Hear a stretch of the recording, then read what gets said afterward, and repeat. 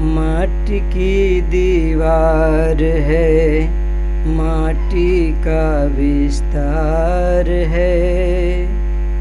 माटी की दीवार है, माटी का विस्तार है। माटी में मिल जाना बंदे, इसका क्या एतबार है। माटी की दीवार है, माटी का विस्तार है। माटी में मिल जाना बंदे, इसका क्या एतबार है। गोरा काला रंग देख कर भूला फिरा दीवाना तू।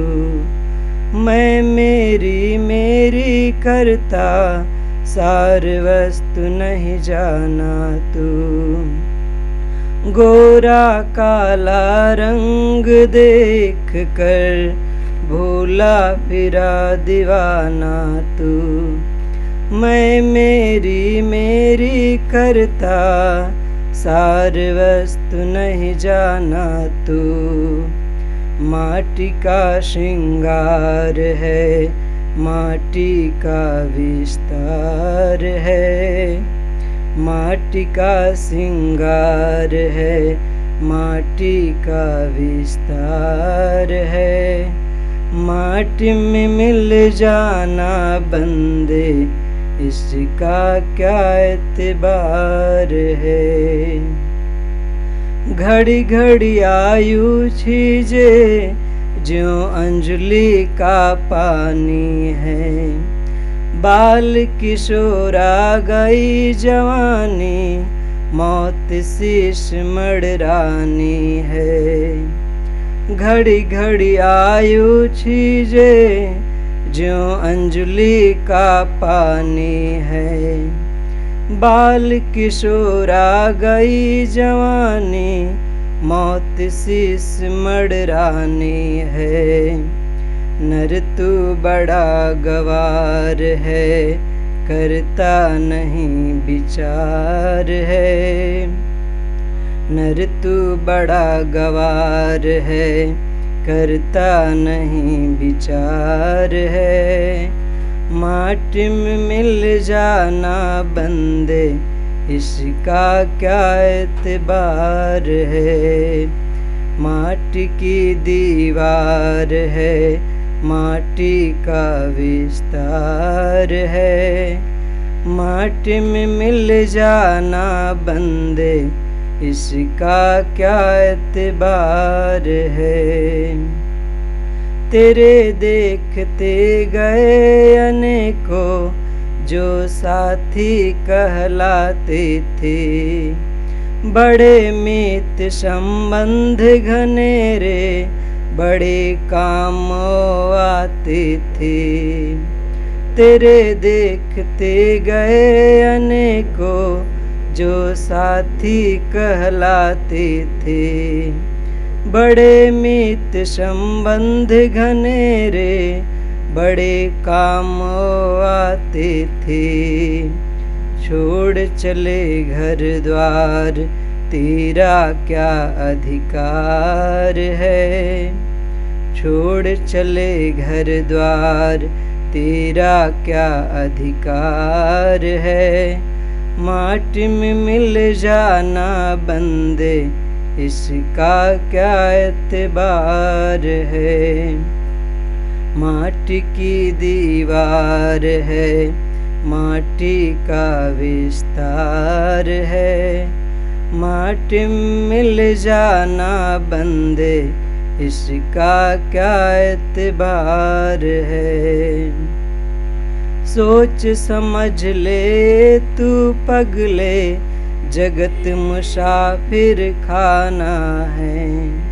कहें कबीर निज रूप समझ ले, यही मुक्ति ठिकाना है। सोच समझ ले तू पगले, जगत मुसाफिर खाना है। कहें कबीर निज रूप समझ ले, यही मुक्ति शांति ठिकाना है। चेतन निर्विकार है, काया जड़ आसार है। चेतन निर्विकार है, काया जड़ आसार है। माटी में मिल जाना बंदे, इसका क्या एतबार है। माटी की दीवार है, माटी का विस्तार है। माटी में मिल जाना बंदे, इसका क्या एतबार है। इसका क्या एतबार है। माटी की दीवार है, माटी का विस्तार है। हमारी दृष्टि जहाँ तक जाती है, या कहें हम जो कुछ भी देखते हैं, सब माटी का विस्तार है, जड़ दृश्यों का पसारा है।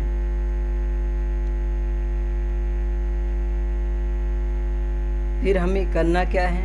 जब सब कुछ जड़ दृश्यों का ही पसारा है और हमें इसी में जीवन जीना है, रहना है, तो क्या करना है?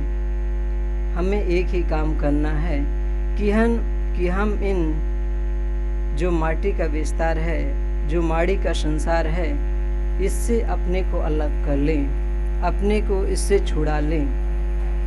बस यही हमारे जीवन की सफलता है।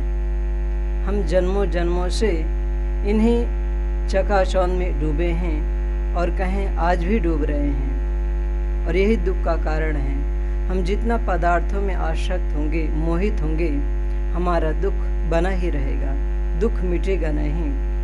जो व्यक्ति इस चकाचौंध से अपने को हटा लेता है, अपने मन को हटा लेता है, वही सुख शांति पाता है, वही मोक्ष को पाता है। पूरा संसार तो इसी में लुभायमान है। धन दौलत, रुपए पैसे, जमीन जायदाद में ही सुख मान रहा है, इसी को ही सब कुछ मान रहा है। जब तक हमारी पदार्थों से निष्ठा प्रीति घटेगी नहीं बंधुओं, हमें सुख नहीं मिलेगा। जगत में या कहें इतिहास में बड़े बड़े उदाहरण हैं, नाम हैं, जो इस क्षणिक नश्वर चीज़ों के लिए आपस में कट कर मर गए। महाभारत का प्रसंग हम सब जानते ही हैं। वहाँ भाई भाई के बीच प्रेम नहीं था, वहाँ राज धन दौलत ही सब कुछ था, इसलिए तलवारें खींची और 18 ही दिनों में सब कट कर मर गए। लेकिन दूसरी तरफ देखें तो रामायण है, वहाँ भाई का प्रेम महत्वपूर्ण था, राज धन दौलत कुछ न थे, वहाँ भाई का प्रेम सर्वोपरि था, इसलिए वहाँ भाईचारा, वहाँ प्रेम स्थापित हो सका। लेकिन महाभारत, वहाँ धन ही सब कुछ था, राज ही सब कुछ था, भाई का प्रेम न था, इसलिए तलवारें खींची। तो जितना हम पदार्थों में डूबते हैं, संसार में डूबते हैं बंधुओं, हमारा मन उतना ही उलझता चला जाता है, और मन जितना उलझेगा हमारा दुख उतना ही बढ़ता चला जाएगा, हमारा जीवन अशांत पीड़ामय बनता चला जाएगा। तो अगर हमें सचमुच सुख चाहिए, शांति चाहिए, तो हम अपने मन को बाहर से मोड़कर संतों के पास लगाएं, संत गुरुजनों के सानिध्य में लगाएं। क्योंकि जब मन सत्संग में लगता है, संत गुरुजनों के सानिध्य में लगता है, तभी जीवन रूपांतरित होता है, तभी हमारे कलुषित विचार, कलुषित भावनाएं बदलती है। मुझे खुद अपने जीवन का अनुभव है। पूज्यवर गुरुदेव जी के सानिध्य में ज़्यादा साल तो नहीं रहा, लेकिन कुछ ही बरस रहा। लेकिन उससे पूर्व घर वालों के साथ बचपन से ही गुरुदेव जी के कार्यक्रमों में समय समय से वार्षिक सत्संग में 3-4 दिन के लिए आना होता था। लेकिन उस समय छोटी अवस्था थी, उतना पता न चलता था। लेकिन दिनों दिन जैसी अवस्था बढ़ती गई, उस समय जो घटनाएं संत गुरुजनों के सानिध्य में घटी, जो ज्ञान की बातें सुनी थी, अब वो सब समय से उद्घाटित होने लगती है। बचपने में हम जो सुने रहते हैं, समय आने पर जैसे जैसे हम विकसित होते हैं, हमारा मन विकसित होता है, वे सारी बातें ख्याल आने लगती हैं। तो गुरुदेव जी के सानिध्य में आकर और संत गुरुजनों के सानिध्य में आकर मुझे खुद महसूस होता है कि मेरा जीवन कितना बदल गया। अगर संतों का सानिध्य न मिला होता गुरुजनों का सानिध्य न मिला होता तो शायद आज मैं यहाँ होता। तो जब हमारा मन संतों के सानिध्य में लगता है तभी जीवन बदलता है। बहुत से उदाहरण हैं जिन्होंने संतों की संगत की, जिनको संतों का सानिध्य प्राप्त हुआ, उनका जीवन बदल गया। अंगुलीमाल का नाम हम सब जानते हैं। वे एक हत्यारे थे, लेकिन जैसे ही भगवान बुद्ध का सानिध्य प्राप्त हुआ, मार्गदर्शन मिला, वे महान भिक्षु हो गए।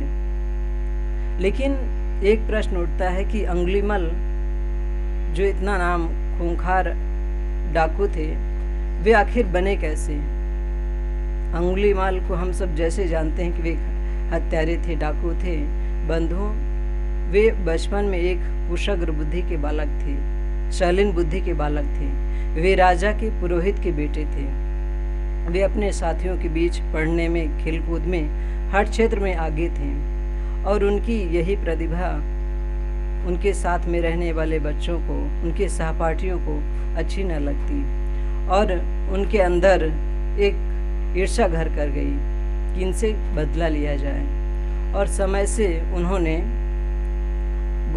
गुरु से बोला, आचार्य से बोला, गुरुकुल के आचार्य से कहा कि इनका और गुरु माता का अवैध संबंध है, ताकि गुरु इनसे बदला ले सके। अब इतनी बात सुनते ही गुरुकुल के आचार्य में यह बात बैठ गई और अंदर ही अंदर उस बालक से बदला लेने के लिए सोचने लगे, बिना कुछ समझे, बिना कुछ विचारे। गुरु को भी चाहिए था कि जो कह रहे हैं साथ के बच्चे, क्या ये सही कह रहे हैं या नहीं, लेकिन उन्होंने विचार नहीं किया। बस उस बालक के प्रति उनके अंदर नफरत पैदा हो गई, घृणा पैदा हो गई। और जब गुरु दक्षिणा का समय आया तो सभी ने गुरु दक्षिणा दी। उस बालक ने भी कहा कि गुरुदेव, मैं आपको दक्षिणा क्या दूं? तो उन्होंने कहा, गुरु ने कहा, मुझे 1000 लोगों की उंगली चाहिए, उंगली चाहिए। वह बालक अब तलवार उठा लिया। जिन हाथों से वह समाज की सेवा कर सकता था, माता पिता की सेवा कर सकता था, राष्ट्र की सेवा कर सकता था, वह हत्यारा बन गया। और गुरु की आज्ञा का पालन करने हेतु वह जंगल जाकर रहने लगा और जंगल में आते जाते मुसाफिरों को मारता काटता और उनकी उंगली काट लेता और उंगली को माला बनाकर पहनता।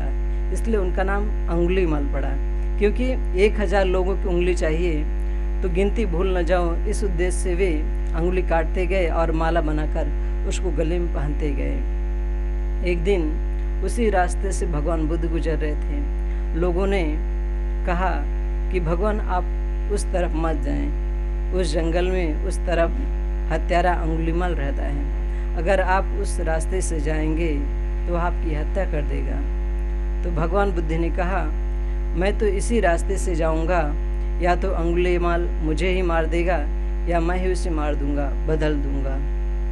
और भगवान बुद्ध उसी जंगल की ओर गए जिधर अंगुलीमाल रहता था।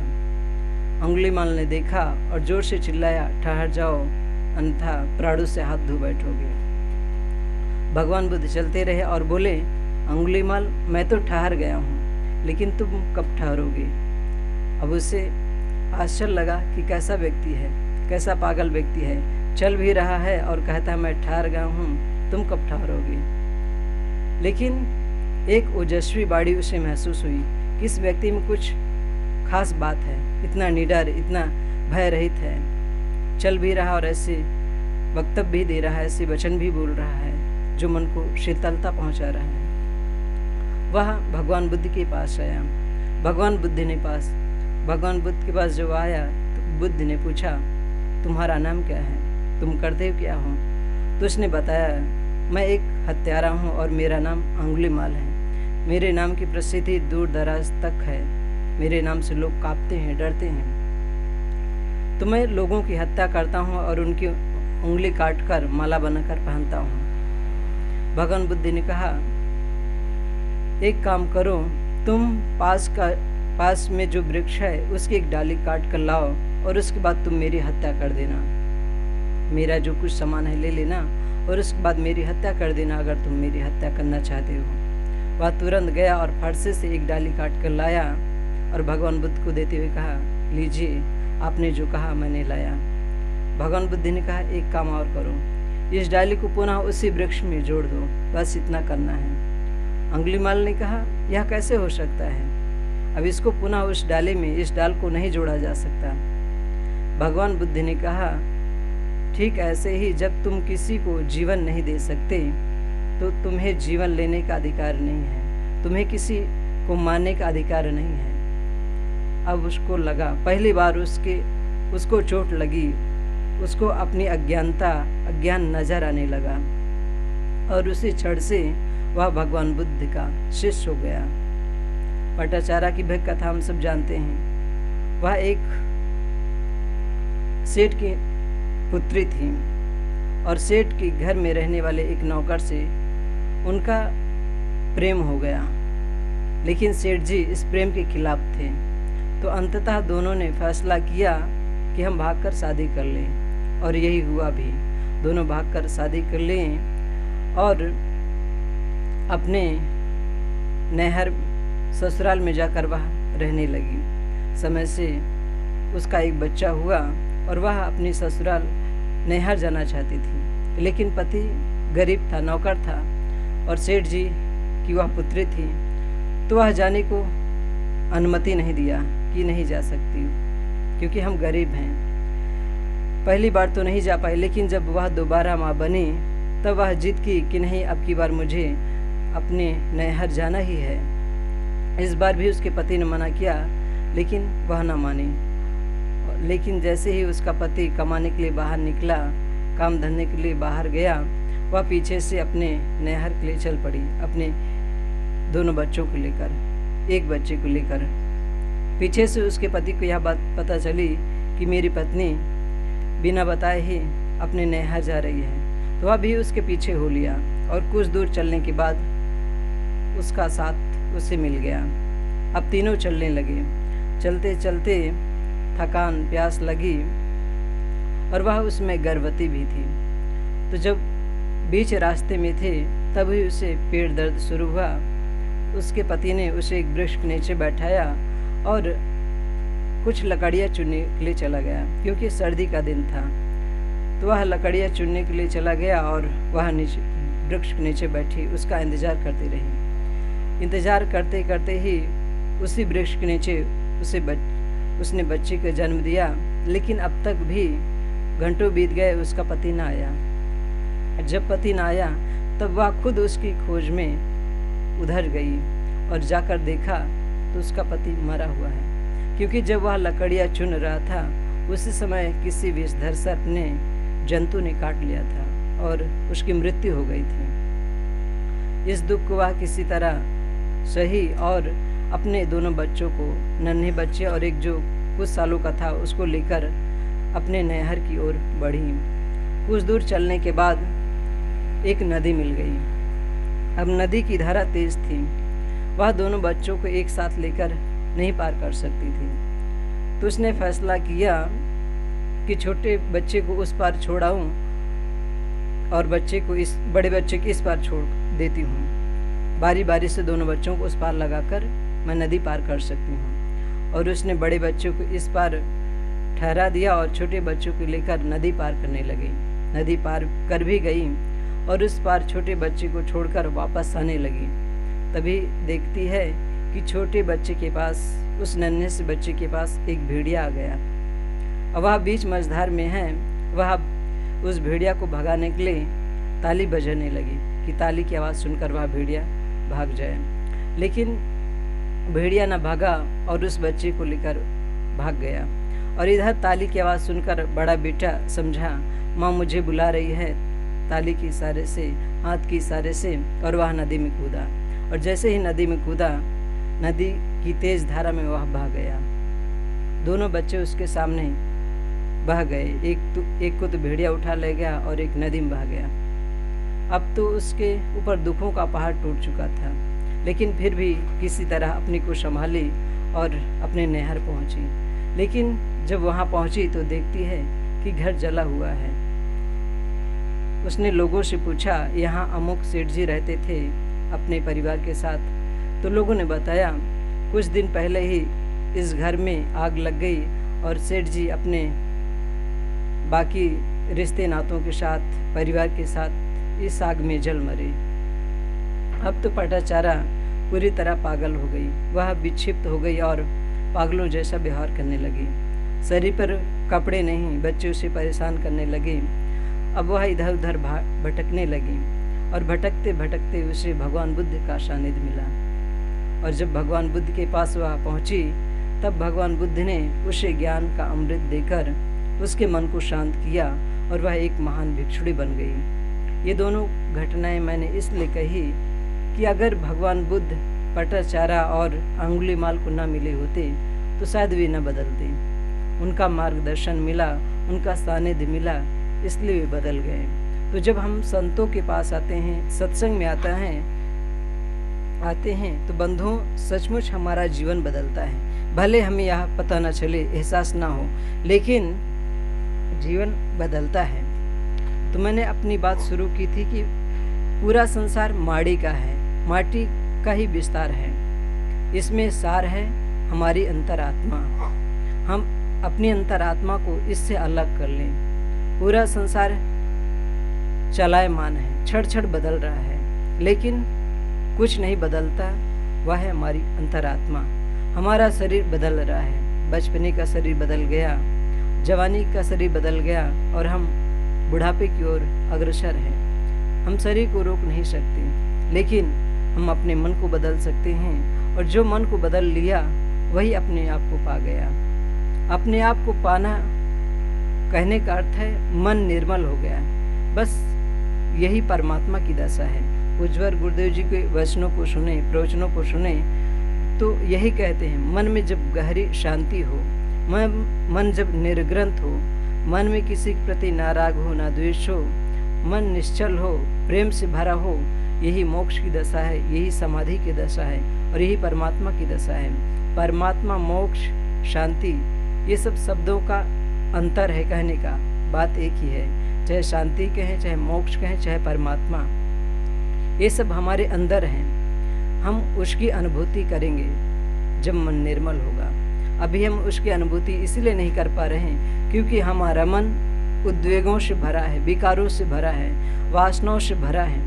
और जब तक मन वासनाओं से भरा है तब तक हम अपने आप की अनुभूति नहीं कर पाएंगे। परमात्मा की, मोक्ष की, शांति की अनुभूति की जा सकती है, उसका दर्शन नहीं। कथाओं में तो कहा जाता है कि अमुक उपासना करो, अमुक कर्मकांड करो तो परमात्मा तुम्हें दर्शन देंगे। यह बात ही गलत है। एक तरफ कहते हैं वह परमात्मा अविनाशी है, सच्चिदानंद है, और दूसरी तरफ उसके दर्शन की बात कहते हैं, देखने की बात कहते हैं। जो चीज अविनाशी है उसको हम कैसे देख पाएंगे? हमारा पूरा शरीर तो जड़ है, आंखें जड़ है, और जड़ आंखों से हम अविनाशी चीज को कैसे देख पाएंगे? जब व्यक्ति इस दुनिया से जाता है तो क्या हम उसकी अंतरात्मा को देख पाते हैं? नहीं देख पाते। क्यों? क्योंकि वह जड़ से सर्वथा भिन्न है, अलग चीज है, वह अविनाशी है और आंखें जड़ है, इसलिए नहीं देख पाते।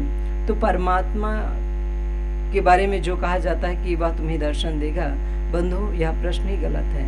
उसकी अनुभूति होती है जब मन निर्मल होता है, मन निर्ग्रंथ होता है। तो मैंने अपनी बात शुरू की थी कि पूरा संसार माड़ी का है, इसमें हमारी अंतरात्मा ही सार है। हम अपने मन को संवार लें, निर्मल कर लें, यही हमारी उपलब्धि है। कुछ बातें मैंने आप सबके बीच कही और ज़्यादा न कहते हुए मैं अपनी बात को समाप्त करता हूँ। बोलिए सद्गुरुदेव की जय।